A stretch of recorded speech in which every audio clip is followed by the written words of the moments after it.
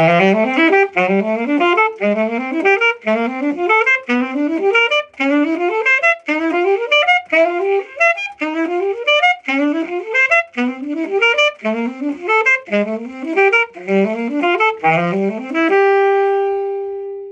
right, this lesson is a follow-up to my previous lesson on ghosting rips. The idea is that you're playing a rapidly ascending line, and most of the notes in that ascending line are ghosted.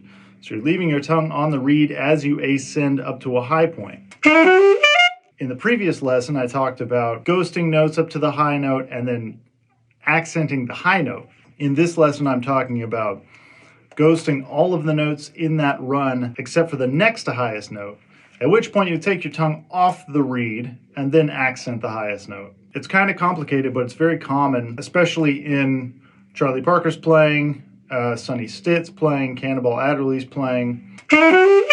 This technique that I'm talking about right now, we're approaching like an E minor, kind of a C sharp half diminished vibe. But the gist of it is you have a chromatic approach, 1, 2, 3, 5, 7, 9. How you can practice this is basically you got to start very slow. So the articulation pattern is you're tonguing one note, the second note is slurred from that note, D, and then you have 3 notes in a row where your tongue is on the reed. The next note, you take your tongue off the reed but don't attack, and then the highest note you're going to accent. You can play this through a scale, and on the saxophone it lays pretty well in the key of D. So I'm going to play this through a D major scale. I'm going to try to do this kind of fast so you can get the idea of how it would be in context, and then I'll talk about slowing it down.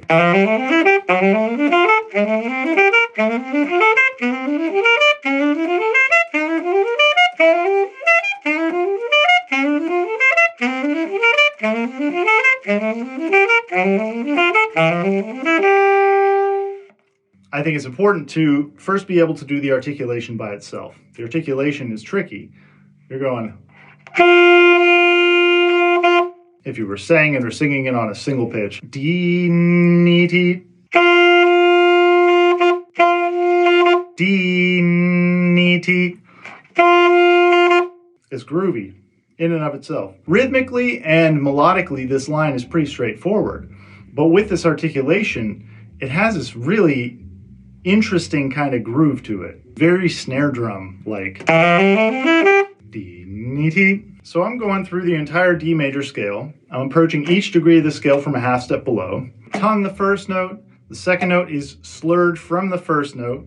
The next 3 notes are ghosted, so the tongue stays on the reed for 3 separate notes.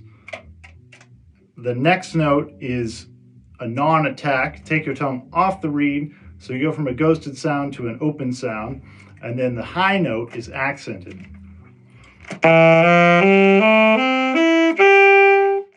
D, ni, ti.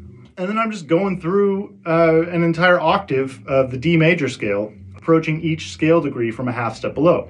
Going 1, 2, 3, 5, 7, 9. D, ni, ti. It's a very advanced articulation technique. It's usually used very fast. So patience is key here, slowing it down a lot. You can think of this as quarter notes even. 1, 2, 3.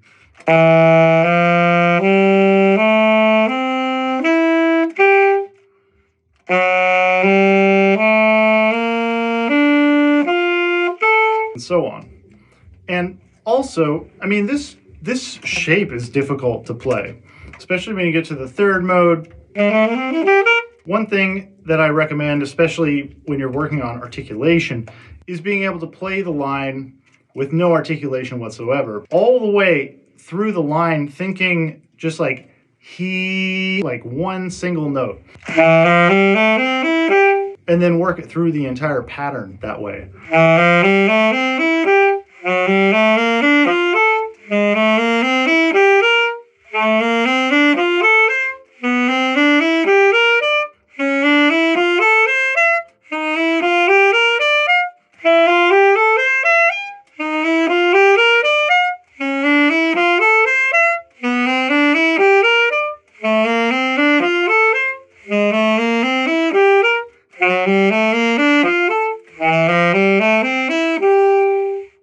on lines that are ultimately going to be played fast, either up-tempo or double time, think about alternate fingerings that might help you. There's two fingerings that I'm using here that are kind of unconventional.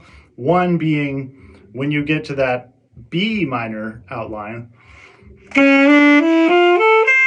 I'm using this fingering here for the B flat, A sharp, whatever. One in the left hand, two in the right hand. You can see the bis B flat key closes when you do that. If you're trying to use the side fingering, it's going to be kind of clunky. If you're trying to go from bis to B, it's going to be just kind of awkward and probably not very responsive. So I recommend using this fingering, especially since this is in the key of D. F sharp is in that key.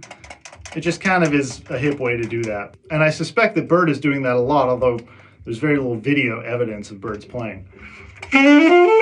Also in the high D position, I recommend using low C sharp with the octave key leading into that D. I'm using palm E. I find it to be more reliable. Front E, you could also use, depending on your horn, depending on your familiarity with one or the other high E fingering, go for it. This can be used to lead into further melodic development, or it can be by itself.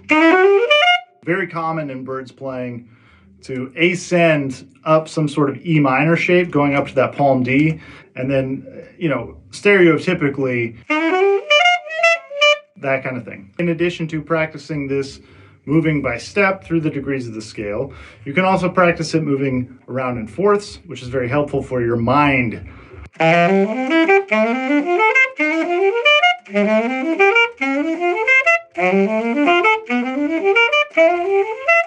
This is a very advanced technique, but I feel it's necessary to cover this because it's so common in jazz playing. And the more that you train your ear and you practice hearing yourself do this, the easier it will be for you to determine what kind of articulation players are using when you're transcribing and learning lines.